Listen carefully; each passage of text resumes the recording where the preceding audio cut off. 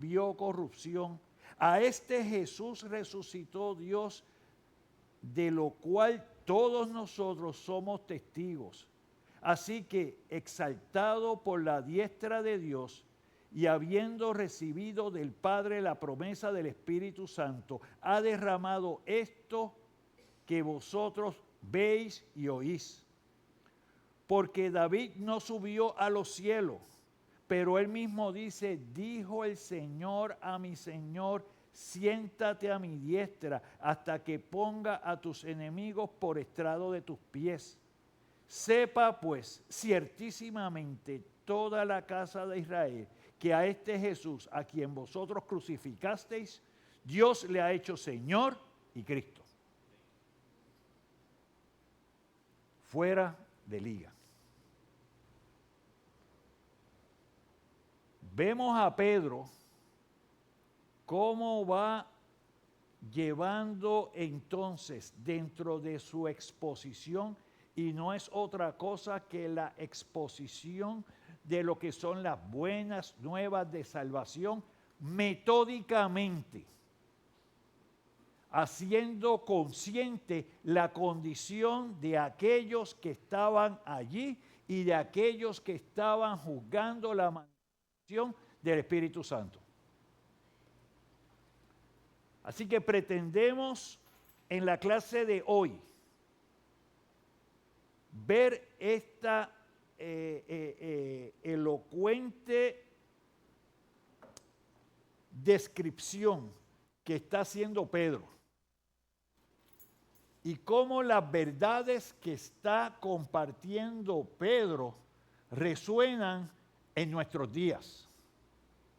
Porque ese mensaje no es solamente para aquellos que estaban en ese momento que era pertinente, sino que ese mensaje es un mensaje que condensa en esos versos lo que es la verdad del Evangelio y lo que es la culpabilidad del hombre.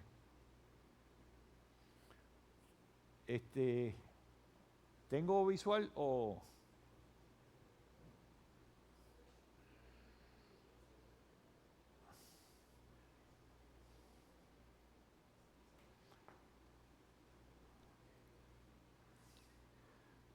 Así que en la lectura que hemos hecho en Hechos 2 del 22 al 36, el mensaje de Pedro, vamos al próximo por favor. Muy bien. El mensaje de Pedro se centra en Jesús y comienza llamando la atención a los habitantes de Jerusalén que conocían a Jesús y sabían cómo Dios lo había confirmado con milagros, obras poderosas, prodigios y señales. Y les reclama por haberlo prendido, acusado injustamente y matarlo. Así que lo fue llevando poco a poco y vemos entonces. Verso 22, varones israelitas, oíd estas palabras, Jesús Nazareno.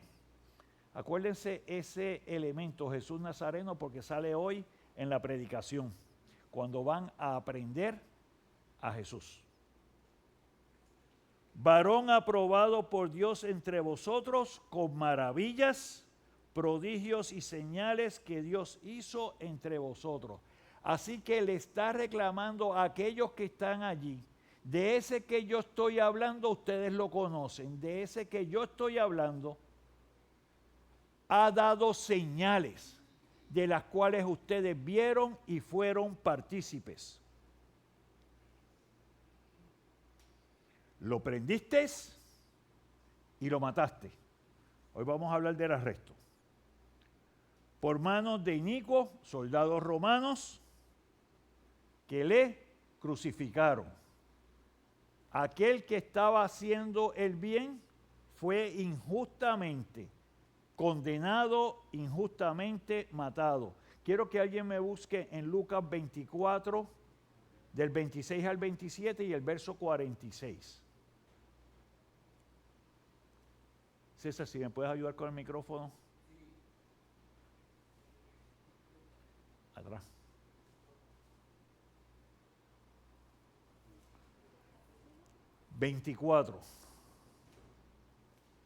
versos 26 y 27. ¿Quién me lo comparte? Hello. Cheri.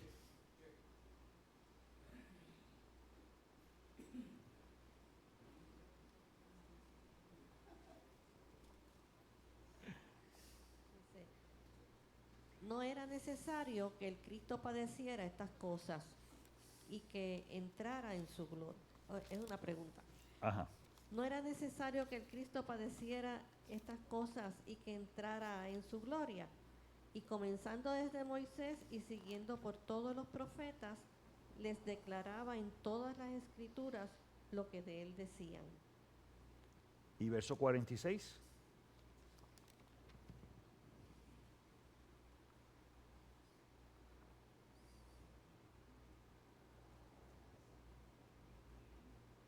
Y les dijo, así está escrito, y así fue necesario que el Cristo padeciese y resucitase de los muertos al tercer día.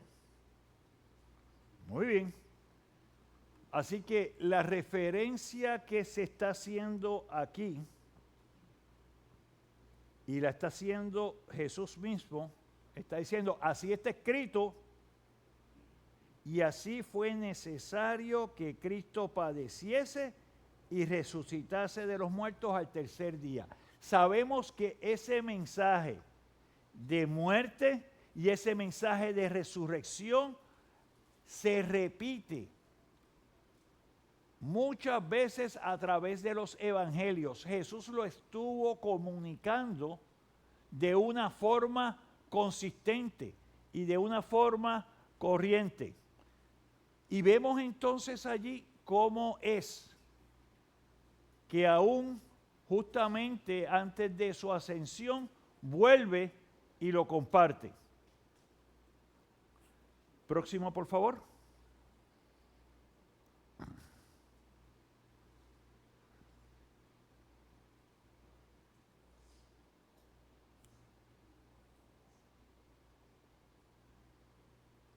Hacia atrás. Hacia atrás. Hacia atrás. Uno, ahí. Muy bien. Gracias. Lo que estamos compartiendo en la enseñanza que está dando Pedro es que nosotros debemos estar expuestos y entender que cada uno de los eventos que ocurrió, no tan solo a través del ministerio, pero específicamente en esta última semana que hemos estado predicando de ella, de Cristo en la tierra, todo eso estaba escrito. Todo eso estaba identificado. ¿Y qué es la importancia o cuál es la importancia de que Jesús lo haya dicho, que Jesús lo haya comunicado y haya hecho el énfasis en las escrituras? Eso es un elemento muy importante. ¿Por qué? ¿Por qué es importante que Jesús lo haya dicho y haya hecho referencia a las escrituras?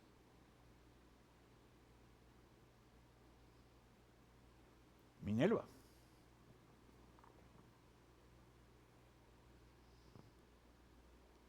Primero, Ajá. por si ellos no recordaban esa porción de la escritura, ¿verdad? Donde decía eso, pues hacerle referencia para que ellos refrescaran su memoria. Ajá. Y segundo, pues para que ellos vieran que él era el Cristo, que él era el Mesías, el Hijo de Dios.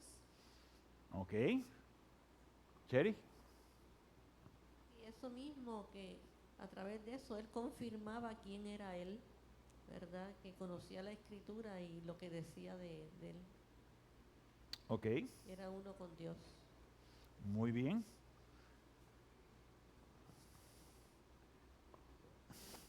Hermano, es bien interesante que en Oseas, capítulo 6, versículo 2, Ajá. dice la palabra del Señor. Voy a leer el 1 y el 2.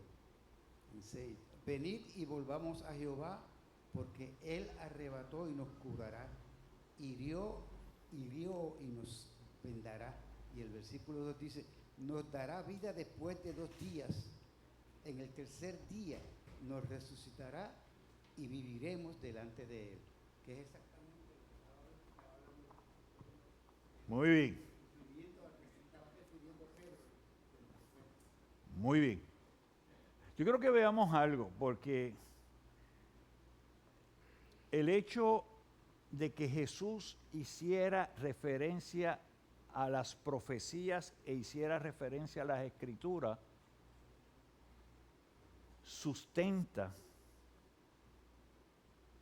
que las escrituras son inspiradas por Dios y es la comunicación de Dios para con nosotros.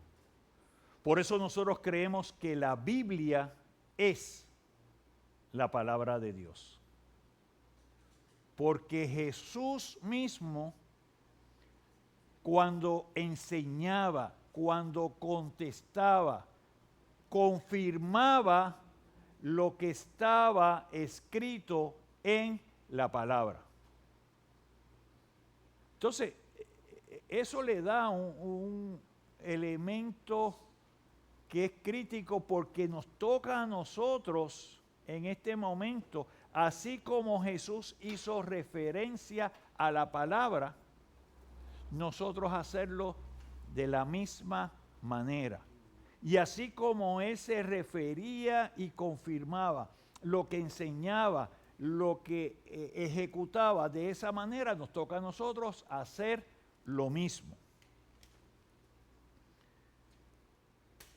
También, otra de las cosas que hace Pedro, seguimos adelante,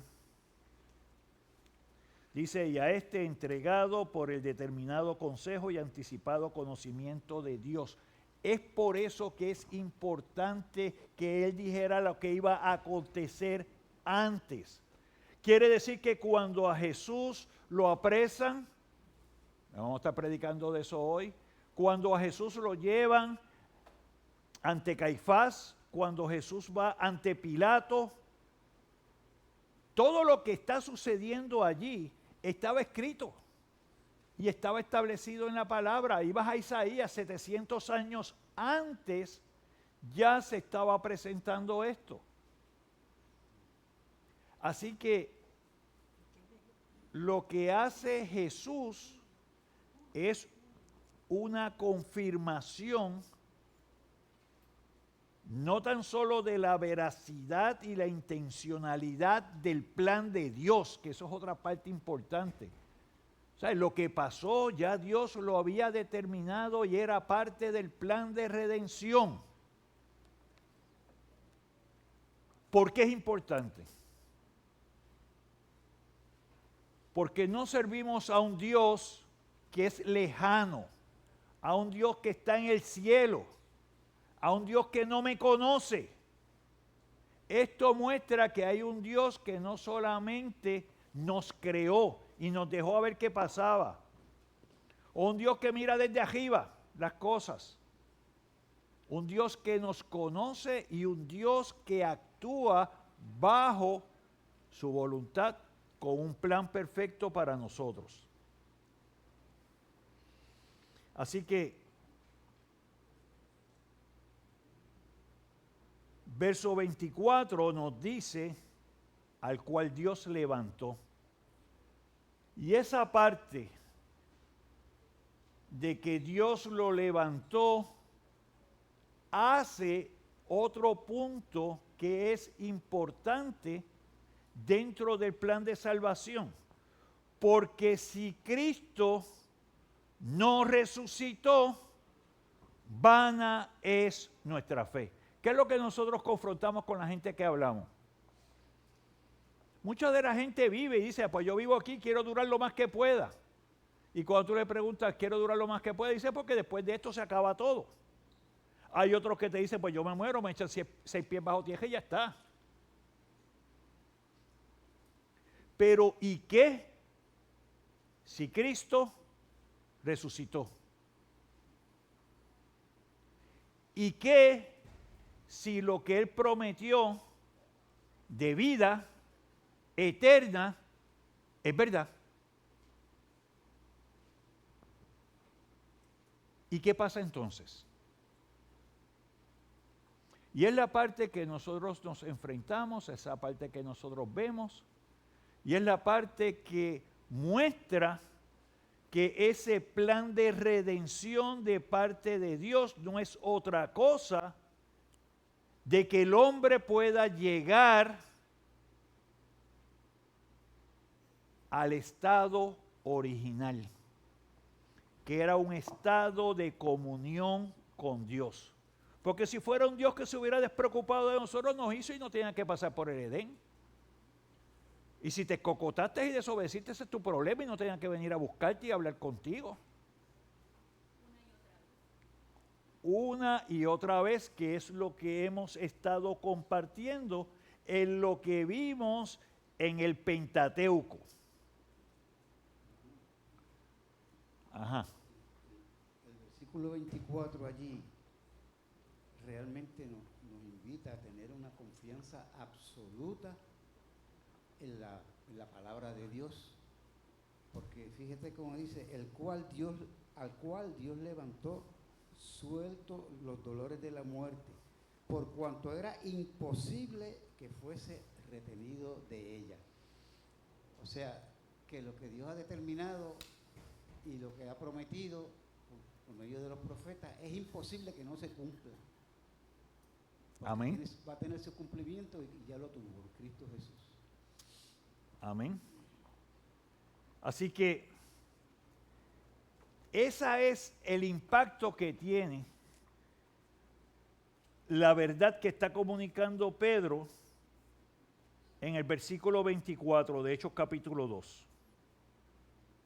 Entonces entramos en los versos del 25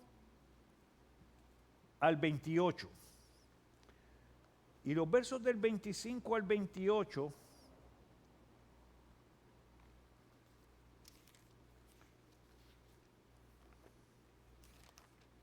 por aquí.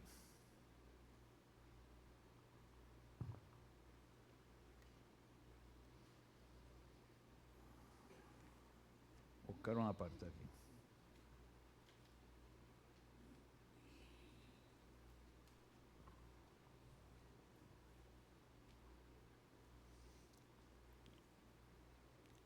Pedro ahora hace referencia al rey David y hace referencia al Salmo 16, del 8 al 11.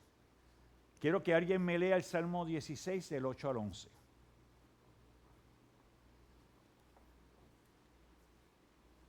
Iri, ¿levantaste la mano? Sí, ok.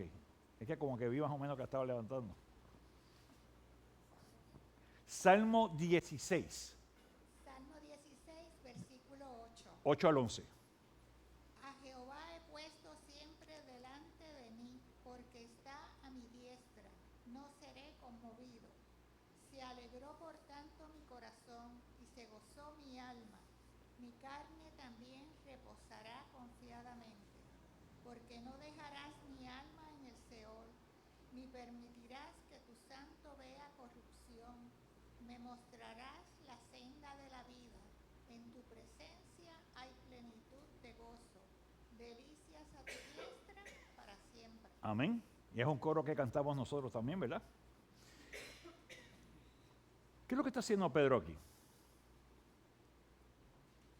Tenemos ese salmo y lo bonito es cómo el Espíritu Santo a través de Pedro refleja la interpretación del Salmo 16. Porque tú lees el Salmo 16 y el Salmo 16 vas a decir, pero eso es David hablando de David.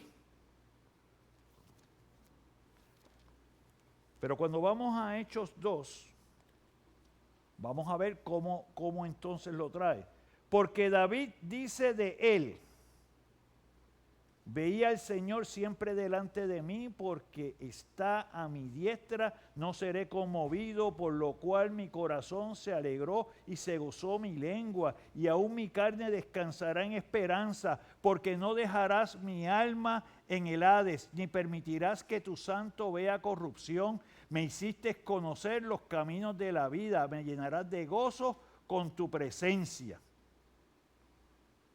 está básicamente trayendo la misma lectura que vimos en el Salmo 16, bien semejante. Pero vamos al 29 y dice, varones hermanos, se os puede decir libremente del patriarca David. ¿Y qué le pasó a David? David se murió, ¿verdad? Y fue sepultado, ¿verdad? Y su sepulcro está con nosotros hasta el día de hoy.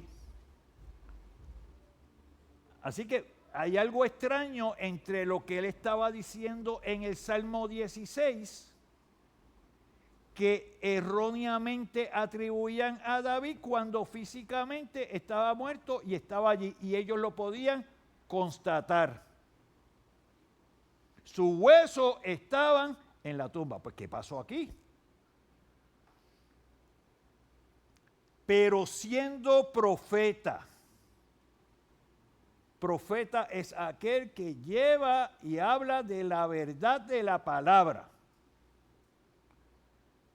Y sabiendo que con juramento Dios le había jurado que su descendencia, en cuanto a qué, a la carne, levantaría al Cristo para que se sentase en su trono, viéndolo antes, habló de la resurrección ¿de quién? De Cristo. Así que el Salmo 16, David no está hablando de él. David está profetizando, está hablando y está diciendo lo que le va a pasar a Cristo. Así como Isaías como profeta también habló de lo que le iba a pasar a Cristo. Así como Oseas. Y vemos una serie de profetas del Antiguo Testamento en el rango desde los 700 años a los 500 años antes de Cristo, hablando de lo que le iba a pasar a Cristo. Y la excepción no fue David.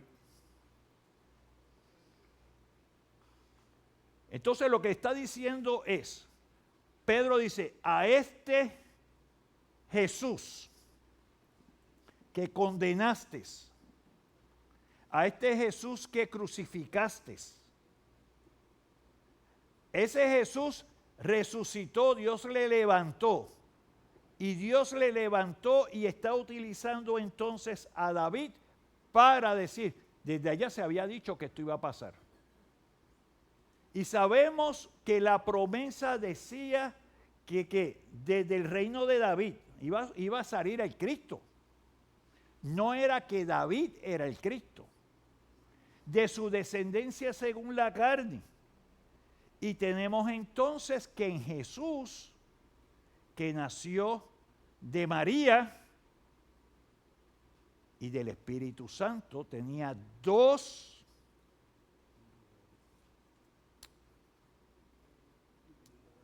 naturalezas, esa es la palabra, bueno, queda buscando, dos naturalezas, cumple la promesa. Y es la primera parte que queremos tener, cumple esa promesa. Y en esa promesa ya hay determinado unos acontecimientos que han sido dichos y se cumplieron en él. Así que, próximo por favor.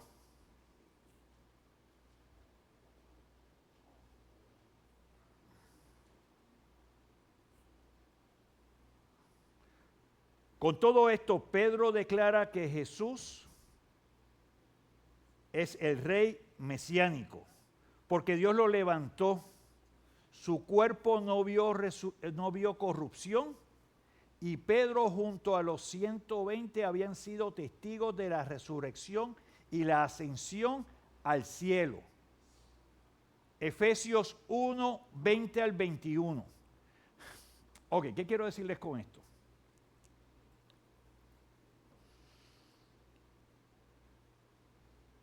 Y es importante ver que todos estos mencionados que estamos compartiendo, específicamente vamos a hablar de Pedro en este momento.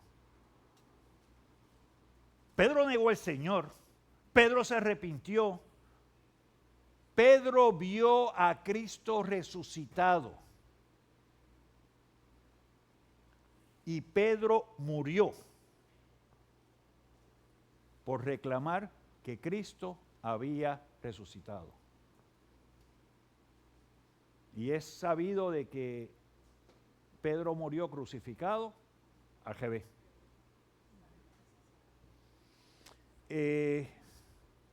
Efesios 1, 20 y 21. Carmen.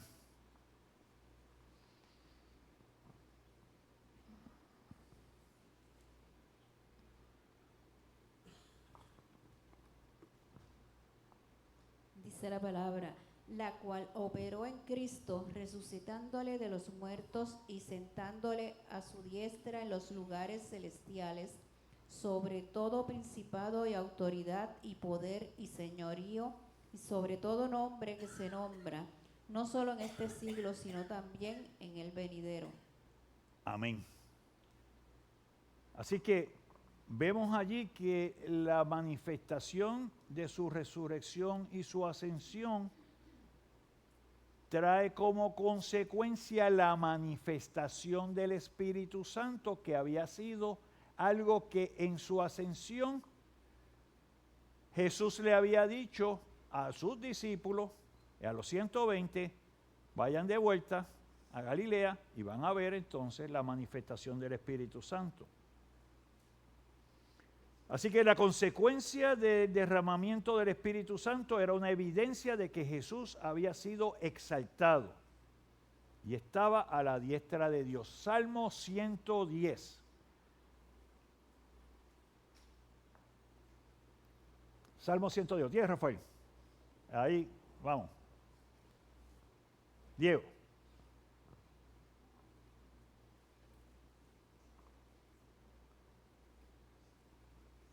Salmo 110:1. Jehová dijo a mi Señor, siéntate a mi diestra hasta que pongas a tus enemigos por estrados de tus pies. Muy bien. Síguelo adelante, sigue un poquito más. Jehová enviará desde Sión la vara de tu poder. Domina en medio de tus enemigos. Síguelo. Tu pueblo se te ofrecerá voluntariamente en el día de tu poder, en la hermosura de la santidad. Desde el seno de la aurora tienes tú el rocío de tu juventud. Juró Jehová y no se arrepentirá. Tú eres el sacerdote para siempre, según el orden del Melquisedec. Muy bien, paramos allí. Ese salmo también es importante porque tenemos que entenderlo en el contexto correcto. Inicialmente había personas que leían esto y decían, espérate, pero David va a estar entonces sentado a la diestra de Dios. No. Lo que dice el Salmo 10, Jesús lo reclama. Y Jesús mismo le dice a los fariseos, pero ven acá. David, en el Salmo 110, dice,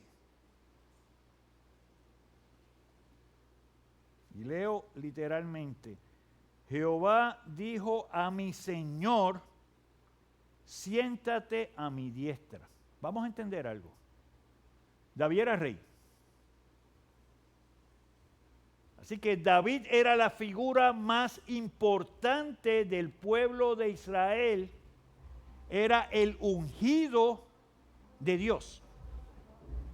Así que literalmente tú tenías a Dios y tenías a David.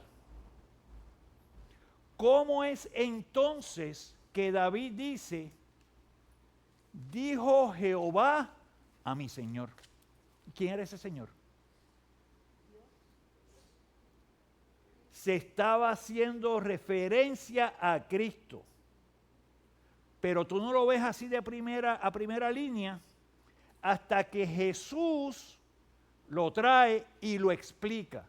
Así como Pedro está explicando el Salmo 16. Y le traigo esto porque saben que vamos a ir sobre la Biblia y después nos tocará llegar a los libros poéticos y vamos a llegar allí. Y van a ver que muchas de las interpretaciones que vemos del Antiguo Testamento hay que mirarlas a la luz de la enseñanza y la revelación del Espíritu Santo en el Nuevo Testamento. Y esto es un ejemplo de eso. Entonces dice allí, dice Jehová a mi Señor, así que hay alguien más entre medio de David y Dios. Y le dice, siéntate a mi diestra hasta que ponga a tus enemigos por estrado de tus pies. Quiere decir que Jesús, cuando ascendió, es el que está sentado a la diestra del Padre. ¿Por qué eso es importante? A mí me gusta parar y decir, ¿por qué estos elementos son importantes? Dijimos que la resurrección es importante. ¿Por qué? Alguien que me levante la mano. ¿Por qué la resurrección es importante?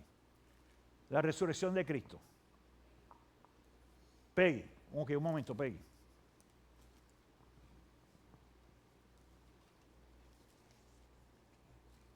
Porque si Él no hubiera resucitado, no tuviéramos salvación. No tuviéramos oportunidad, porque había algo que tenía más poder que Cristo. Sin embargo, la resurrección de Cristo ya es una reclamación de que yo tengo poder sobre todo, incluyendo la muerte.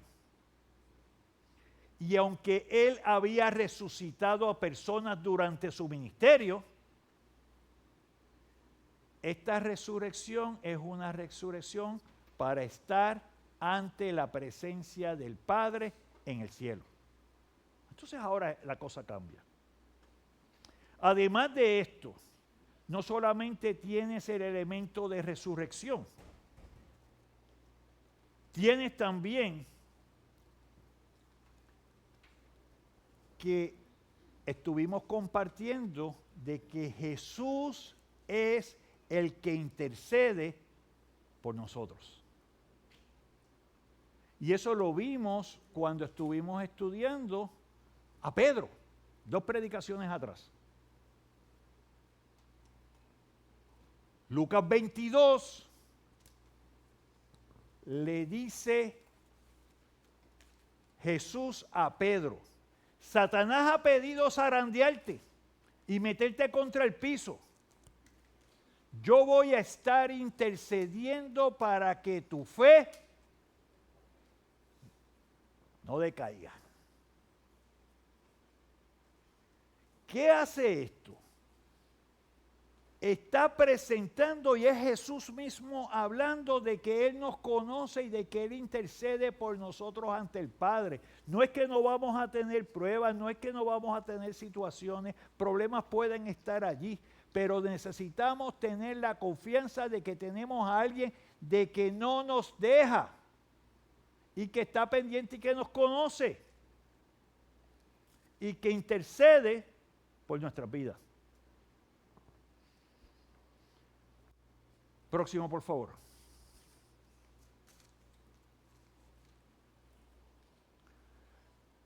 La conclusión de Pedro expone que toda la casa de Israel necesita saber con certeza que Dios había hecho de Jesús, al que los habitantes de Jerusalén había crucificado, Señor y Cristo.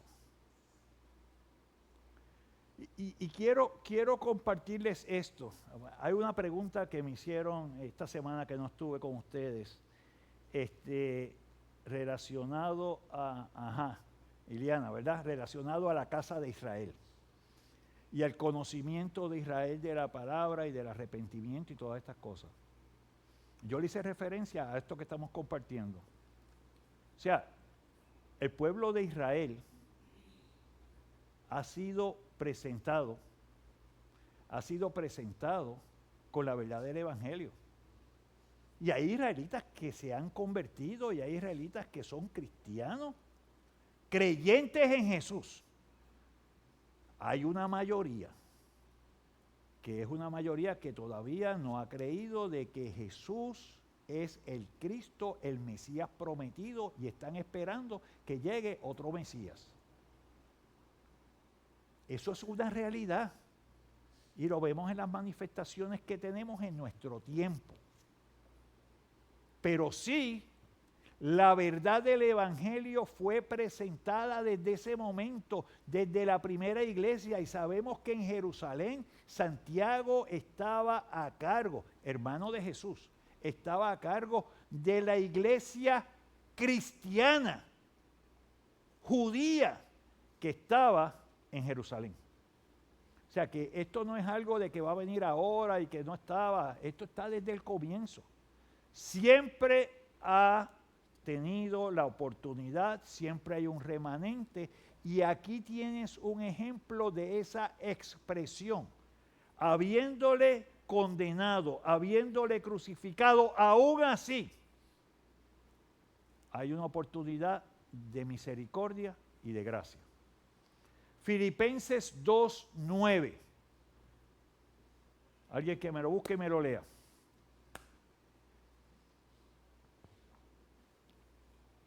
Olga.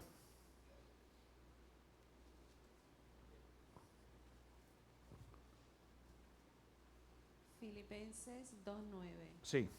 Por lo cual Dios también le exaltó hasta lo sumo y le dio un nombre que es sobre todo nombre, Muy bien. Síguelo un poquito más adelante. para que en el nombre de Jesús se doble toda rodilla de los que están en el cielo y en la tierra y debajo de la tierra. Amén. Y toda lengua confiese que Jesucristo es el Señor, para la gloria de Dios Padre. Amén. Amén. Así que hay un propósito en lo que Dios hizo a través de Cristo. Y el cumplimiento de Cristo, de ese plan, que no fue fácil, que requirió el sacrificio, llevó a una exaltación que se presenta allí. Para que ante Él se doble toda rodilla de lo que está en el cielo, de lo que está en la tierra y lo que esté debajo de la tierra, y todos le confiesen. Así que en un momento todos vamos a estar ante su presencia.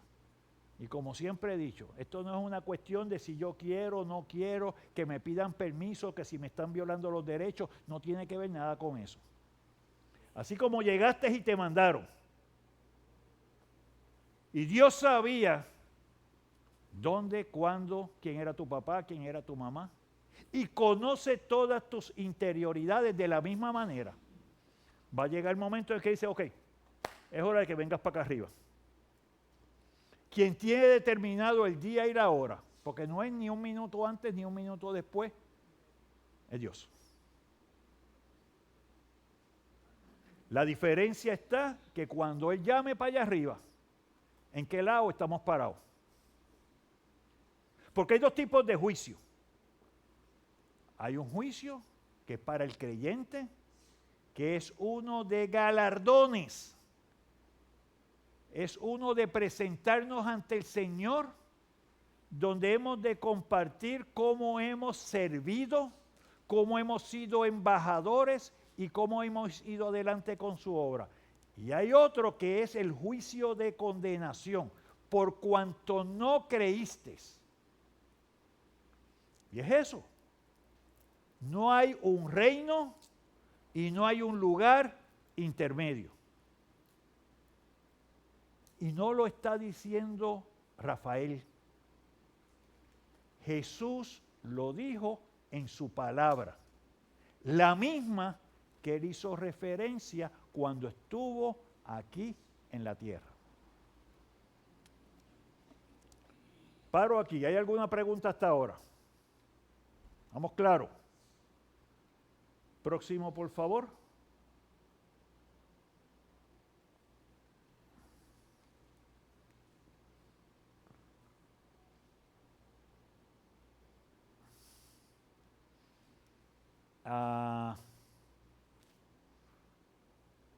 Vamos a hacer la lectura del 37 al 42, pero no vamos a sumergir en él. porque entonces le doy el sabor y no lo seguimos. Ok, ¿quién me lee Hechos 2, 37 al 42? Oye, pero ven acá. Mira el reloj. Tengo 3 minutos todavía. Ok. Naida, vamos a leer en Hechos capítulo 2, versos del 37 al 42. Y dice así: al oír esto, se compungieron de corazón y dijeron a Pedro y a los otros apóstoles: varón, hermanos, ¿qué haremos? Para allí. Porque lo que tú estás leyendo es bien importante. Y es bien importante porque vemos cómo Pedro le hace el desglose de todo lo que ha ocurrido y lo que hace esto como consecuencia a aquellos que le están escuchando, es decir, ¿y qué haremos? O sea, eso es darte cuenta de la verdad de la palabra y no es solamente decir qué pasó, ¿sabes? Que estoy culpable, sé todo lo que me toca a mí. ¿Cuál es la solución? Y traigo esto porque es la actitud correcta, porque muchas veces como que nos caen los palos encima y vemos todas las cosas que están pasando, sé que está mal, pero el asunto es que no es quedarme allí, es cómo salgo de eso. Continúa, por favor. Pedro les dijo: arrepentíos y bautícese cada uno de vosotros en el nombre de Jesucristo para perdón de los pecados, y recibiréis el don del Espíritu Santo. Porque para vosotros es la promesa, y para vuestros hijos, y para todos los que están lejos, para cuantos el Señor nuestro Dios llamare. ¿Continúo? Sí. Y con otras muchas palabras testificaban, les exhortaba, diciendo: sed salvos de esta perversa generación. Así que los que recibieron su palabra fueron bautizados, y se añadieron aquel día como 3,000 personas. Y perseveraban en las doctrinas de los apóstoles, en la comunión unos con otros, en el partimiento del pan y en las oraciones. Amén. Hasta allí. Amén. Esto es lo que vamos a continuar el próximo domingo. Y lo que quiero que vean aquí es que para el pueblo de Israel no tan solo se le presentó su condición y lo que había ocurrido y lo que habían hecho, pero ¿sabes qué? Lo que habían hecho era parte del plan de Dios. Y hoy vamos a hablar un poquito de eso más en la predicación. Yo lo sabía y era parte de su plan. Entonces Él utiliza no tan solo a sus hijos y a los creyentes, sino que Él utiliza todo. Él utilizó a los romanos, Él utilizó a Caifás, Él utilizó a los sacerdotes, Él utilizó a Pilato, Él utilizó a Herodes. Entonces uno lo mira desde afuera y dice, ¿cómo es posible que todas esas cosas se entrelacen? ¿Cómo es posible que eso pase?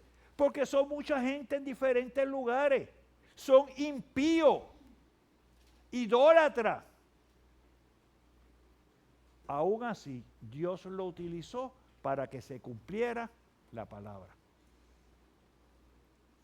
Así que los dejo con esa parte, porque vamos la semana que viene a mirar lo que entonces es la reacción y al llamado que se nos hace a nosotros, que pasó en la iglesia en ese momento y que tenemos nosotros hoy.